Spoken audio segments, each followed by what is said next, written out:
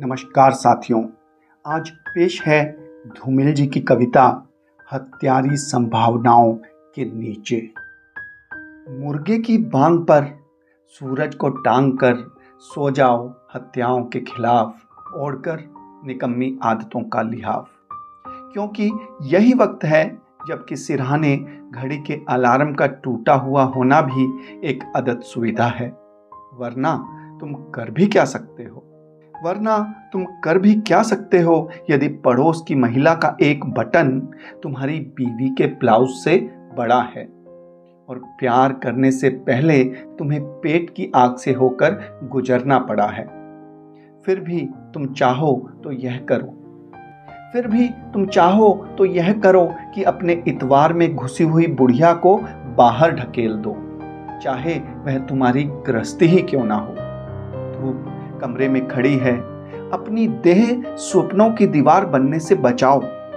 वक्त के चौकस पंजों में उम्र की गायब शक्लों को समेटकर खाल के नीचे घुस जाओ और भूल जाओ कि नींद में पेड़ के लिए तुमने जंगल से बहस की है। चीख जो अंधेरे में है तुमने सुनी है, सिर्फ तुमने ही नहीं सबने सुनी है। सबने उसे ढाल पर गिरते हुए देखा है और महज एक देर सबकी आंखों में गुस्सा गुर्राया है। आंधीनुमा बेचैनी चेहरों पर छाई है, सबने महसूस किया है कैसा अन्याय है। किंतु वहां सामने कोई नहीं आया है। किसी ने नहीं कहा कि जुर्म की जगह यह है और पत्तों का हरापन डर की वजह है। भीतर की बत्तियां बुझाकर किसी ने नहीं कहा। हर आदमी भीतर की बत्तियां बुझाकर पड़े पड़े सोता है, क्योंकि वह समझता है कि दिन की शुरुआत का ढंग सिर्फ हारने के लिए होता है। हमदर्दी चेहरों से आंसू और चमड़ा बटोरती है, उम्मीद के चौखटों पर चुंबन की तेल लगी कीलों से तसल्ली के जुमले टांकती है और फिर दूसरे मरीज की तलाश में क्षमाहीन लोगों की भीड़ में वापस चली जाती है। और तुम पाते हो कि तुम अकेले रह गए हो।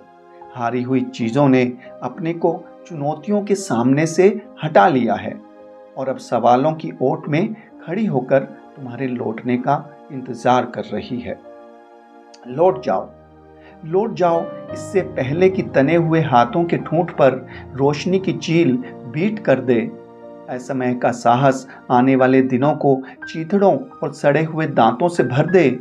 इससे पहले कि ईमानदारी तुम्हें उस जगह ले जाए जहां बेटा तुम्हें बाप कहते हुए शर्माए, तुम वापस चले जाओ। हत्यारी संभावनाओं के नीचे सहनशीलता का नाम आज भी हथियारों की सूची में नहीं है। रात खत्म हो चुकी है और वह सुरक्षित नहीं है जिसका नाम हत्यारों की सूची में नहीं है। वह सुरक्षित नहीं है जिसका नाम हत्यारों की सूची में नहीं है।